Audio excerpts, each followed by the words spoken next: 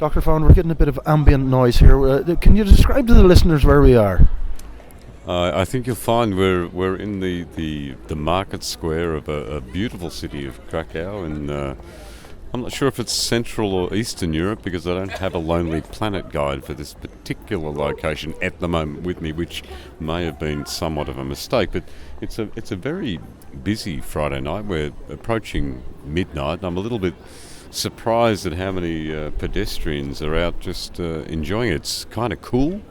But it's lovely. We're drinking red wine, and for a boy from Melbourne, where Australia is a very young country where we cannot sit anywhere and see sights like this, it is actually a fantastic place to be. But you mentioned you're from Australia. Now, Australia's a land with really no culture because you were in fact a bunch of convicts that were put on boats and sent to Botany Bay for stealing sheep. Yeah, then that's true, and I still get a little tempted. Now I'm back in Europe with my ancestry. I still get a little bit tempted when I go into bars and I go into milk bars to actually take something, and I don't know where that's coming from because at home I never feel like stealing anything. But the problem here, Dr. Fallon, is that when you get into the bars in Krakow, there'll be no sheep to steal. No, there's not a lot of sheep. Wildlife is not wild. Domesticated animals are very rare here. The domesticated animals that I think they have, they tend to cut the fat off and put it in the food. But aside from that, anything with a good head of hair, I feel like grabbing, quite frankly.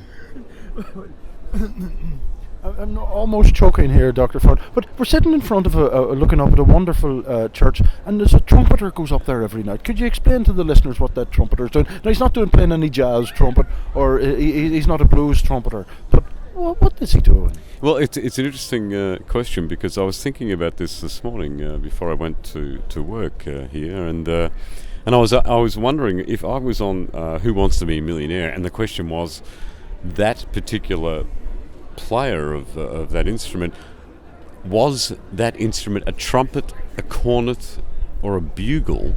I don't think I could answer it because I've never seen the person actually do it, but I have seen this and heard this playing many times. I know a little bit about the history.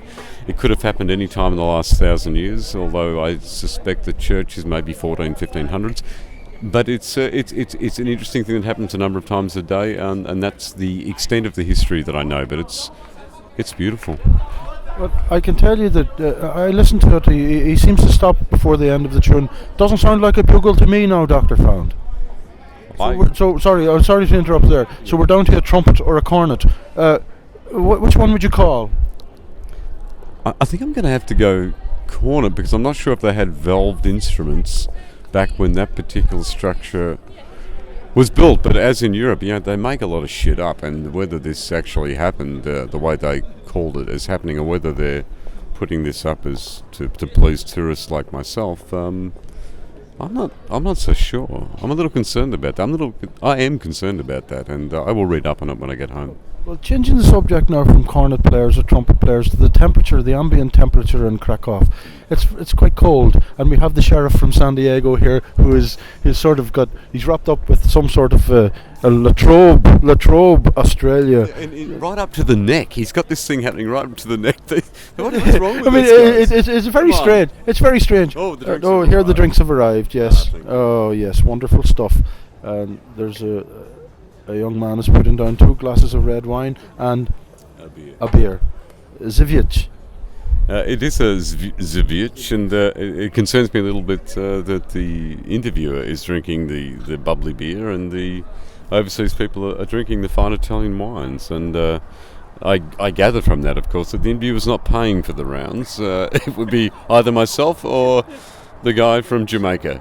Sorry, San Diego. Yeah. Well, switching now Trinidad and Tobago. Trinidad and Tobago. Sorry, I corrected myself. And we brought the NFX brought them all the way over here, and he never brought any reggae music with him. He brought nothing. I think he was a little bit of a disappointment to all of us. I brought at least the spirit of music, but Linton brought nothing exotic to us here. Well, Linton, did you bring any ganja? No, that is from Jamaica. I am from Trinidad. Trinidad and Tobago, the land of calypso and the steel band, the only musical instrument invented in the 20th century. No, I'll tell you now, Linton, you'll be hard pushed to get a steel band up on top of that spar. It depends on how big the trampoline is.